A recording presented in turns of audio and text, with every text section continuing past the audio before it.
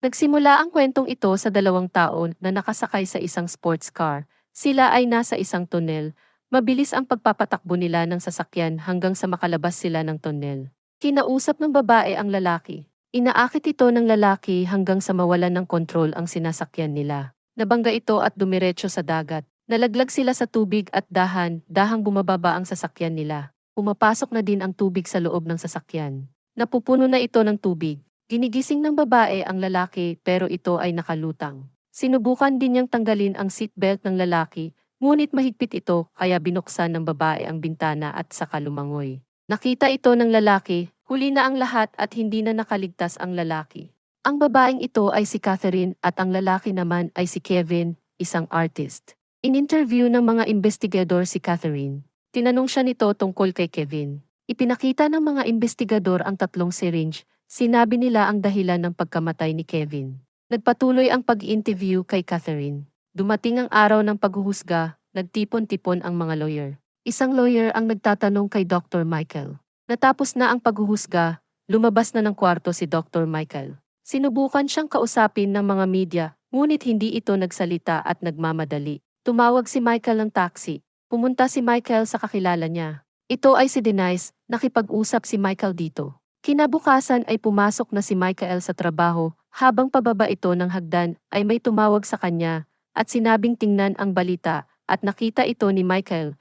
Nakita niya na napalaya na si Catherine sa kaso niya. Binaba na ni Michael ang telepono at nanood sa television.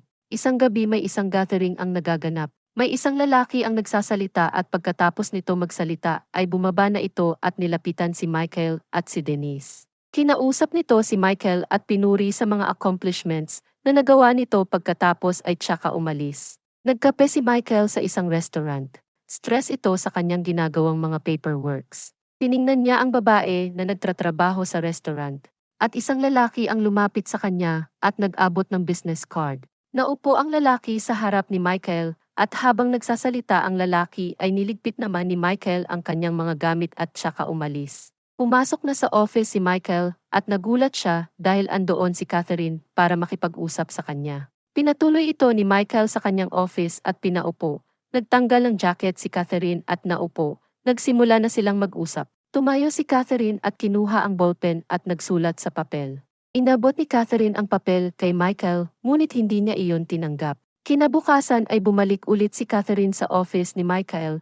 Nagpagupit ito ng buhok at napansin yon ni Michael. Naupo sila at nag-usap. Kinuha ni Catherine ang lalagyan niya ng sigarilyo, ngunit sinabihan siya ni Michael na bawal manigarilyo sa kanyang office, kaya hinawakan na lamang ito ni Catherine. Nagpatuloy ang kanilang pag-uusap. Pumunta si Michael sa isang bookstore at nagbabasa habang nakapila para bayaran na ng kanyang biniling libro. Nag-usap muli si Michael at si Catherine, nagkukwento si Catherine habang nakaupo. Pinagmamasdan at pinakikinggan naman siya ni Michael. Isang gathering ulit ang naganap, masaya ang lahat. Pumasok si Michael at nakita niya si Catherine, nakausap ang katrabaho ni Michael. Nag-usap-usap sila at pagkatapos ay nakita ni Catherine na umakyat si Michael sa hagdan papunta sa kwarto niya. Sinundan naman ito ni Catherine at nag-usap ang dalawa para kumbisihin si Michael sa gusto nito. Pagkatapos umalis na si Catherine. Natulala si Michael sa sinabi ni Catherine. Nagkasundo silang dalawa dahil sa seducing power ni Catherine kay Michael at napunta ito sa mainit na relasyon hanggang nagawa nila ang gusto nilang mangyari na ang bawat isa ay uhaw na uhaw sa sex. Tumawag si Denise at takot na takot ito. Dali-dali namang pumunta si Michael sa bahay ni Denise. Sumakay siya ng taxi at bumaba sa bahay ni Denise. Sinalubong ni Denise si Michael at niyakap. Tiningnan ni Michael ang higaan ni Denise. Nakita niya na may isang lalaking nakahiga at nakagapos ang mga kamay at paa nito at nakabigti. Patay na ito. May naapakan na bagay si Michael. Pinulot niya ito at tiningnan, isa itong syringe. Tumawag na sila ng pulis para imbestigahan ang nangyari.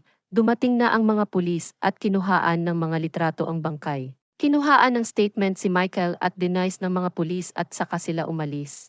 Kinabukasan ay iniisip pa din ni Michael ang nangyari ng gabing iyon. Nakipag-usap siya kay Catherine at inaakusahan niya ito na siya ang pumatay sa lalaking iyon. Nagtaas ng boses si Michael at pinagdesisyon niya si Catherine. Umupo sa silya si Catherine at nakipag-usap ng ayos kay Michael pagkatapos ay tumayo na si Catherine at kinuha niya ang jacket niya at saka umalis. Inimbestigahan nila ang tungkol sa pagkamatay ng lalaki sa bahay ni Denise. Kinausap nila ang mga taong malalapit dito. Pumunta si Michael at ang kanyang katrabaho sa isang bahay, nakipag-usap siya doon. Isang umaga ay naisipan ni Michael na bantayan ang bawat galaw ni Catherine. Inabanagan niya ito sa labas ng bahay nila. Nakita ni Michael na may pupuntahan ito at sinundan niya ito hanggang sa makarating siya sa isang bar. Nakita niya na may kinakausap si Catherine. Hinawakan ng lalaki ang kamay ni Catherine at pinasok ito sa loob.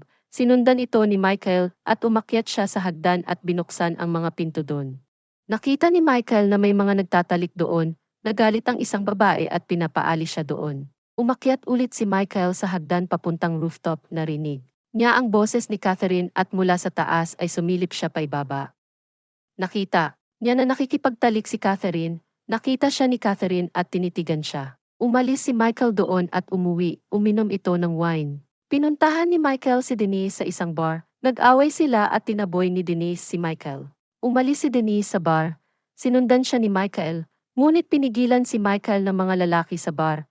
Sinuntok ni Michael ang isang lalaki sa bar at saka umali para sundan si Denise. Pumasok si Denise sa katabing bar, sumunod naman si Michael at pagpasok ni Michael sa bar ay madaming tao.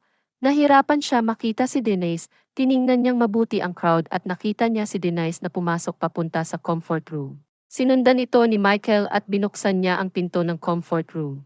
Nakita niya na nakahandusay na si Denise at may hiwa sa liig, tumutulo ang dugo ni Denise at naghahabol ito ng hininga. Binuhat ito ni Michael at hiniga sa sahig. Hinubad ni Michael ang kanyang coat at nag-apply ng pressure sa hiwa ng leg ni Denise.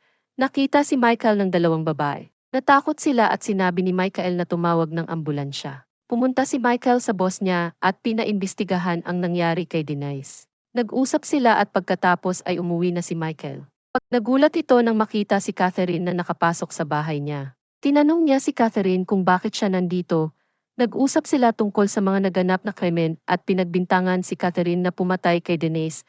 Dahil sa trabaho ni Catherine bilang isang analyst ay ito gumawa ng bagay na matukso si Michael at sila ay nagtalik. Kinaumagahan at nagising na si Michael at kumuha ng maiinom sa refrigerator. May nakita siya sa loob ng refrigerator, kaya muli niyang binuksan ulit yun. Nakita niya ang isang syringe at isang maliit na bote at nakasulat sa bote ay Chemical X. Tinanong ni Michael ang kakilala niya kung ano ang tungkol sa chemical na iyon, ngunit hindi siya sinasagot ng kakilala niya. Naglakad-lakad si Michael at isang sasakyan ang sumusunod sa kanya. Ito ay ang kanyang katrabaho. Nag-usap sila at pagkatapos pumunta sila sa isang crime scene. Sa isang bar kung saan niya nakita si Catherine, pumasok sila doon at umakyat sa isang kwarto may isang lalaki ang nakahandusay at walang malay.